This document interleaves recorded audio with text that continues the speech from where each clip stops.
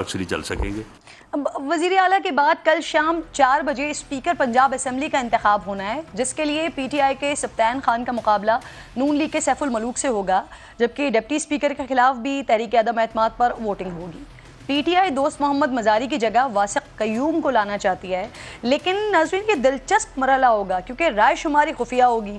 P T I کو بھی in fact surprise مل سکتا ہے۔ قاف لیگ میں بھی اس حوالے سے بڑی ہلچل ہے، چودھری شجاعت کی صدارت بھی خطرے میں ہے۔ اس پر بات کرنے کے لیے مجھے مسلم لیگ نون سے عظمیٰ بخاری صاحبہ جوائن کر چکی ہیں، اور اس وقت کامران مرتضیٰ صاحب جے یو آئی فے سے مجھے جوائن کر چکے ہیں۔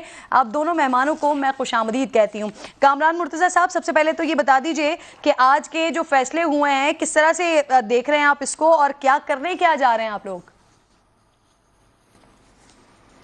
دیکھیے، فیصلے تو اب اس وقت پائپ لائن میں فیصلے کوئی ایسی چیزیں فائنل نہیں ہوئی ہیں میرے خیال میں کہ جس کے اوپر مطلب کوئی ہم نے کوئی الٹیمیٹلی جس کے پرسنس میں ہم نے چلنا ہے آگے۔ میرا خیال ہے کہ ابھی کوئی آدھے گھنٹے کے بعد آپ سے جب بات ہو رہی ہے، اس کے بعد پی ایم جو ہے نا کوئی وکیل دوستوں کو بھی اعتماد میں لیں گے، اور اس کے بعد پھر اور معاملات ظاہر ہے اتحادی پارٹیاں بھی آپس میں پھر اس کے بعد مشاورت کریں گی، تو فیصلے ہونے جا رہے ہیں۔ مگر اس میں جو مین چیز ہے، شاید کہیں نہ کہیں پہ یہ سوچا جا رہا ہے یا محسوس کیا جا رہا ہے کہ اس طرح سے گورنمنٹ اپنی شاید گرپ نہیں بتا پا رہی ہے، یا اس گورنمنٹ کچھ کمزوری شاید اس کے پارٹ پہ سامنے آ رہی ہے۔ تو اس میں پرائم منسٹر صاحب کو یہ دیکھنا ہوگا کہ وہ جو کچھ بھی کرنا ہے، وہ 100 دن گزر گئے ہیں اور زیادہ سے زیادہ 300-350 دن اور رہتے ہیں، تو جو کچھ بھی کرنا ہے وہ آپ کو اسی وقت میں کرنا ہے، اور فیصلے کرنے ہیں اور فیصلوں پہ عمل درآمد کروانا ہے۔ اچھا کامران صاحب، جو امپورٹنٹ بات ہے نا مولانا صاحب، ایک ادارے کا کہہ رہے ہیں، ادارے کا ایک حصہ ہے جو عمران خان کو سپورٹ کر رہا ہے، اور غالباً وہ پشاور کی طرف اشارہ کر رہے ہیں۔ سر، اگر آپ لوگوں کو لگتا ہے ادارے کی نیوٹرلٹی پر آپ لوگ سوال اٹھا رہے ہیں، تو کیا سر یہ نیوٹرل پالیسی کے خلاف ورزی ہے؟ تو کیا آپ لوگوں نے براہ راست چیف صاحب کو یہ بتانے کی کوشش کی سر؟ دیکھیے، یہ بات بھی پرائم منسٹر کے کرنے کی ہے، اور جو کچھ ہوا ہے یا جو کچھ ہو رہا ہے، مجھے نہیں لگتا کہ وہ سب کچھ نیوٹرل رہتے ہوئے ممکن تھا۔ اس میں کہیں نہ کہیں پہ کوئی نہ کوئی ایسا کردار جو ہے وہ موجود ہے، جو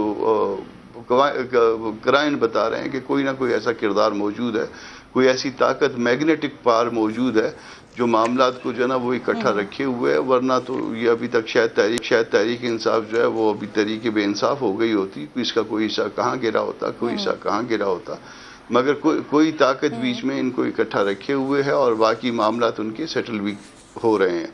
تو وہ تو ٹھیک ہے، مطلب ایک حصہ جو ہے وہ مخالف ہے، یا ایک حصے سے زیادہ مخالف ہے، وہ معاملات اپنی جگہ پہ۔ کون سی طاقت ہے سر؟ کچھ ہم کو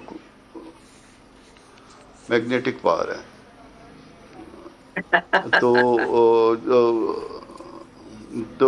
یہ جو کچھ ان کے کرنے کا وہ تو کریں گے، ان کے ظاہر ہے ان کی بھی بقا کا سوال ہے۔ کون سی طاقت ہے کمل میری میں سمجھ نہیں پا رہی، آپ ذرا سمجھا دیں نا۔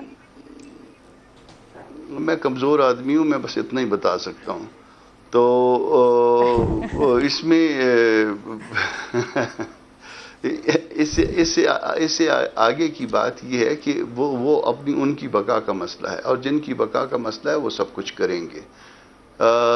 اس کے ساتھ ساتھ اب ہماری بقا کا مسئلہ بھی پیدا ہو گیا ہے، ہماری سیاست جو ہے وہ ایٹ سٹیک ہے۔ ہم نے ریاست کے آپ اس کو کہہ لیجئے دھوکے میں، کہ ہمیں جو بتایا گیا کہ ریاست جو ہے وہ ایٹ سٹیک ہے، اور اس دھوکے میں ہم نے اپنی سیاست کو جو ہے وہ بہت جو ہے نا وہ ڈیمیج کیا ہے، اور جب وہ ڈیمیج کیا ہے تو اس کا نقصان ظاہر ہے ہمیں ہوا اور کسی کو فائدہ ہوا ہے۔ تو جو کچھ ہم کو دکھایا گیا وہ ویسا نہیں تھا۔ مسلم لیگ نون کی طرف سے سر نواز شریف صاحب حکومت کے رہنے کے حق میں آغاز سے نہیں تھے، مولانا بھی کہہ رہے ہیں کہ وہ بھی فوری طور پر الیکشن چاہتے ہیں، تو پھر ساری پارٹیاں سر صرف ایک شخص کی خواہش پر، زرداری صاحب کی خواہش پر اتنا بڑا سٹینڈ لیے ہوئے ہیں، یا اتنا بڑا رسک لیے ہوئے ہیں؟ دیکھیے، اتحادوں میں سب کے ساتھ مل کے چلنا پڑتا ہے، اور میں اس دن موجود تھا جس دن بلاول بھی موجود تھے، شہباز بھی موجود تھے پنجاب ہاؤس میں۔ پہلے دن میں مولانا صاحب نے ان کو کہہ دیا تھا کہ ہمارا مقصد حل ہو گیا ہے، آپ جو نا ہم کو کوئی اور خدمت ہے تو بتائیے، مگر اب وہ مسئلہ یہ ہے کہ یہ اس کے بعد امیڈیٹلی الیکشن میں چلے جاتے یا جو کچھ بھی ہوتا